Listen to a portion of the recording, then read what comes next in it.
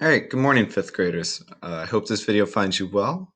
All right, I'm going to take you through the benchmark and the rubric, so how I'm grading it. So this video will be a little bit quicker than yesterday. All right, if you're one of Miss Russo's students, you're going to click here. For everyone else, you're going to click here. All right, benchmark is 4 questions. You're going to choose 3 of them to answer. All right, if you're one of Miss Russo's students, you're going to choose 2. All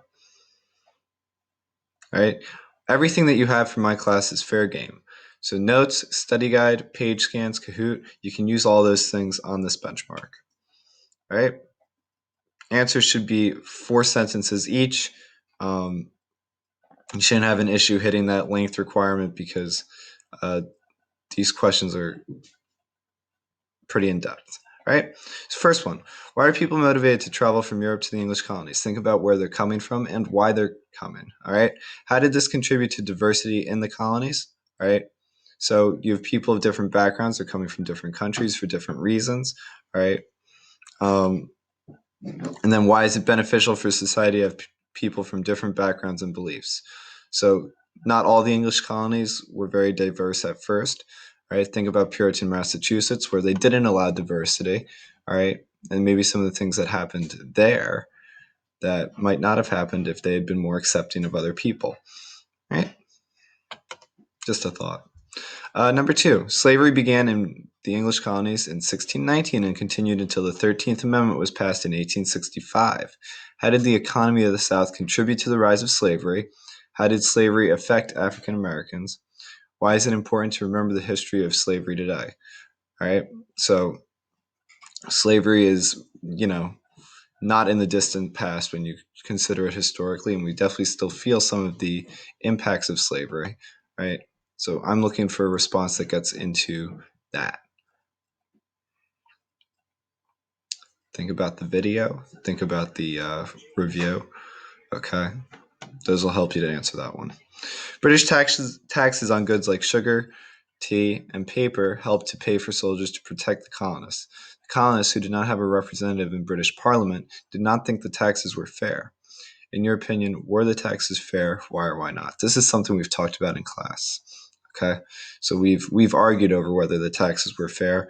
A lot of us were on the fence, because we see both sides to this. Um, sure, the colonists, need to be protected. Sure, they should be the ones to pay for their own protection. But if they don't have a say in those taxes, is that fair? If the British listened to the colonists and when the colonists were protesting, could they have avoided the American Revolution? So this is actually an interesting question. After the coercive acts, after the intolerable acts, colonists are so angry, so upset with the British. Is it possible to avoid war at that point? What could the British have done differently? Would it have been as simple as just giving them a representative in Parliament? Or is a more extreme action needed at that point? You tell me. As long as you back your opinion up, though, with the facts that you know, you'll be able to get credit for this question.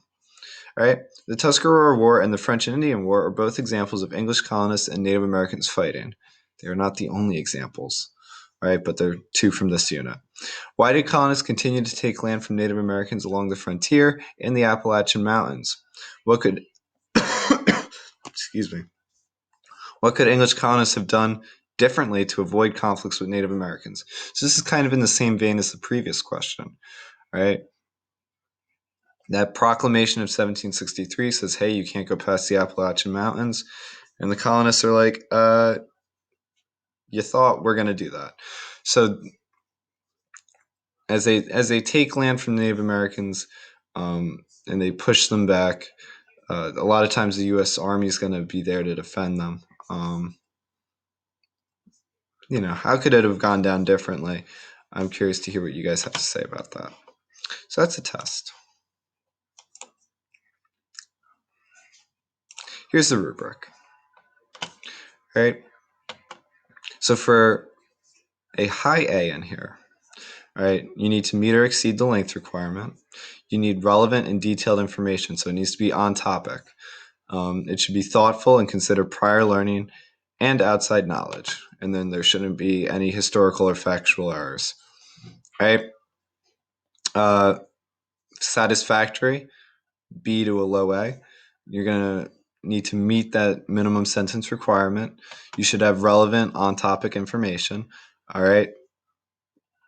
And then it will consider either prior learning or outside knowledge, but probably not both. And there might be a couple errors. Approaching, so this is a C. All right. Your response is complete but doesn't hit the minimum sentence requirement. There's an attempt to provide details, but they're out of place or they don't go with the question. All right. Prior learning and outside knowledge is not included.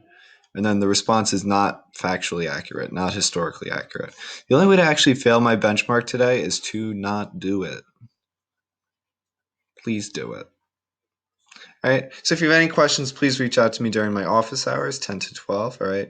Either over Schoology or email. I'll be checking both. Good luck on the benchmark. You guys will do great. You'll do fine. I'm not worried about it. And then I know you guys are. That's probably not helpful. And then have a great day. I hope you're doing well at home and take care. All right. Bye.